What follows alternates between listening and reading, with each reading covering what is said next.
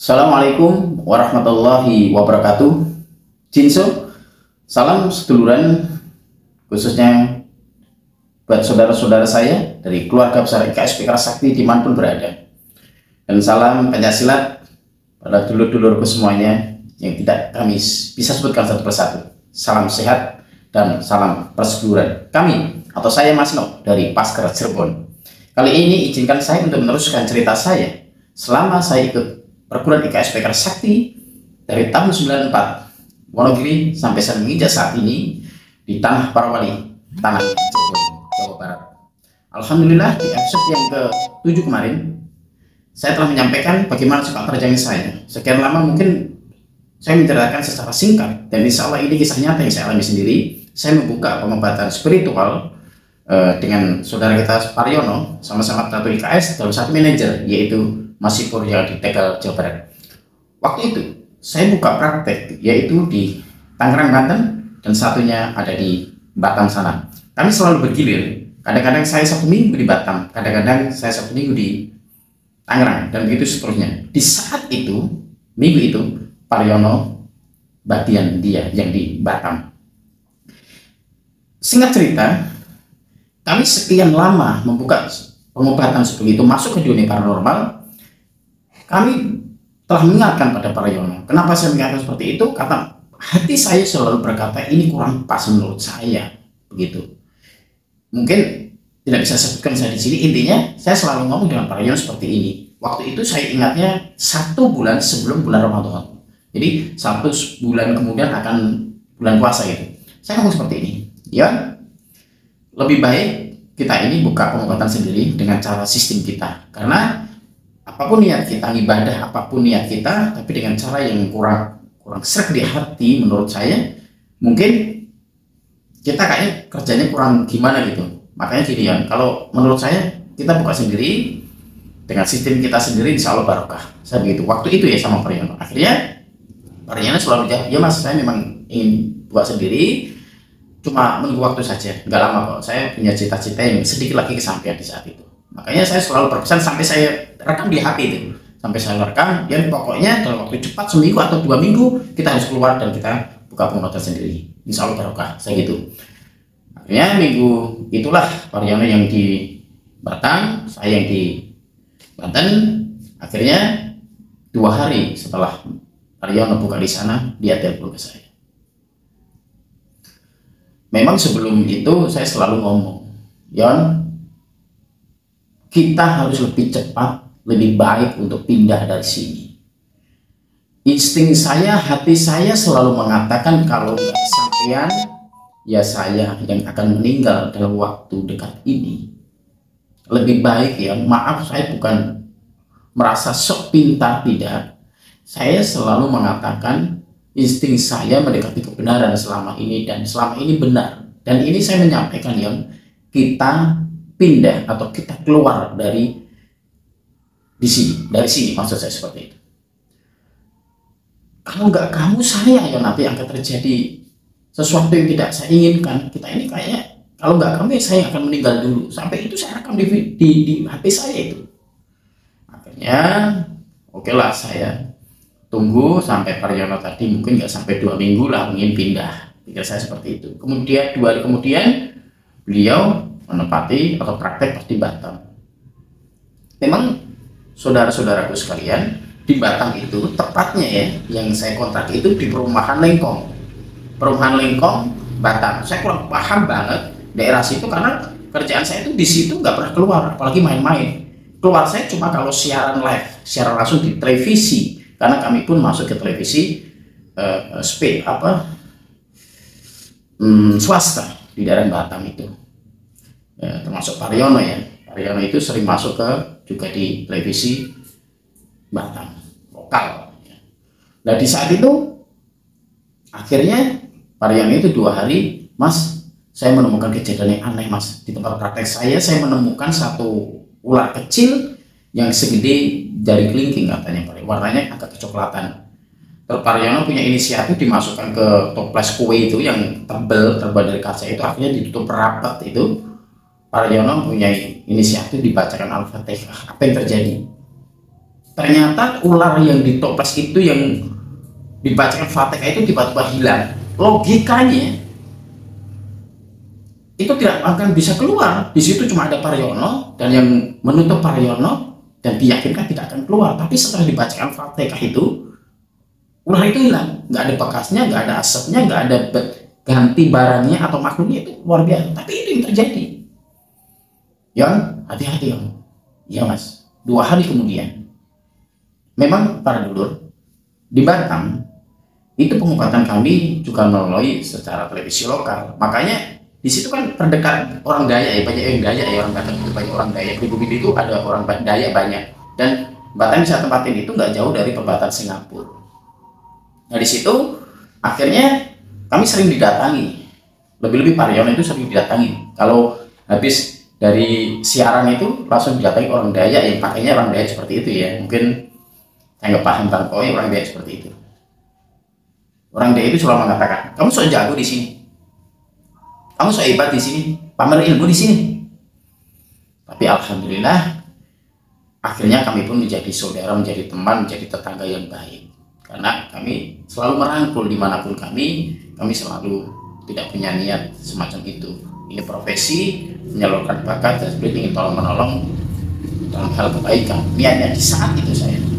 Akhirnya Paryono telepon saya 2 hari kemudian, Mas, saya sakit Mas. Sakit apa ya? Saya batuk Mas. Tapi batuk saya mengeluarkan darah. Darah ya? Itu dalam telepon percakapan kami antar Batam dan Banten ya. Kamu pulangnya? Saat itu saya ngomong, kamu pulang dulu. Ya Mas, saya ini pun sudah pesan tiket pesawat kok mau pulang. Akhirnya dia berangkatlah ke sini, tapi tidak mampir ke praktek kami ke Banten. Dia langsung pulang ke Banjarnegara yang desanya Ngapak itu ya, mohon maaf. Akhirnya 3 hari 4 hari nggak ada kabar. Saya nelpon menanyakan kabarnya bagaimana keadaan Paryono itu. Yang menerima ternyata seorang perempuan, yaitu ponakannya. Saya tanya, Mbak gimana Paryono? Sehat Mas, alhamdulillah. Tapi betul sehat? Betul Mas. Betul. Iya, ya syukur dah. Walaupun firasat saya ini mengatakan Paryono itu belum sembuh gitu. Tapi ya mudah-mudahan sembuh benar, dan yang terbaik buat Paryono bagi saya. Tapi dalam kekhawatiran saya ini tetap menghinggapi dalam hati saya, khawatir apa yang saya takutkan selama ini atau yang saya batin selama ini akan terjadi sesuatu di antara kami, entah Paryono atau saya. Ternyata telepon itu saya tutup, dan 10 menit kemudian setelah kami bercakap menelpon itu, telepon saya taruh di karpet, tiba-tiba telepon saya atau HP saya berdiri. Ternyata yang telepon panggilan dari nomor Paryono. Saya terima, seorang perempuan tadi, ternyata yang menelpon itu ponakannya lagi kembali. Assalamualaikum Mas, saya jawab. Waalaikumsalam. Ada apa Mbak? Mbaknya itu langsung berkata seperti ini, Mas Paryono barusan sudah nggak ada Mas. Saya diam. Di saat saya menerima kabar itu, saya nggak bisa balas apa-apa, nggak bisa menjawab apa-apa, seperti halnya orang mengatakan inna lillahi wa inna ilaihi raji'un. Saya enggak. Saya diam, kaku, seperti patung. Saya ini seperti dicor gitu loh. Tangan ini, jari ini memegang telepon dengan kabar itu, seakan-akan saya disiram air keras yang nggak bisa gerak sama sekali. Berapa menit kemudian saya taruh, saya berpikir, ya Allah, inikah yang saya khawatirkan? Ininya menghinggapi rasa takut saya, was-was saya, pikiran saya selama ini, sehingga saya mengajak Paryono, kita harus berhenti dari sini. Ya Allah, maafkan kami. Saya ingat Paryono orangnya baik. Sedulurku semuanya, mohon maaf, punten sebelumnya siapa yang mengenal Paryono.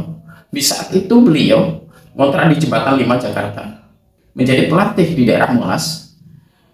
Sejelek-jeleknya beliau, mohon maaf, dia berpartisipasi andil besar dalam pengembangan perguruan KSPK Sakti, khususnya di DKI. Jadi bagi sedulur-sedulur yang belum tahu, mungkin kenapa Paryono membuka praktek masuk di dunia paranormal. yang belum tahu kenapa telepon saya, datang ke rumah saya. Saya tahu betul insya Allah, karena Pak Riono sering curhat ke saya, sering cerita ke saya, kenapa dia sampai masuk ke dunia paranormal. Saat itu dulu semuanya, Pak Riono meninggalkan 1 istri dan 1 anak yang masih berusia 2 atau 3 bulan. Insya Allah.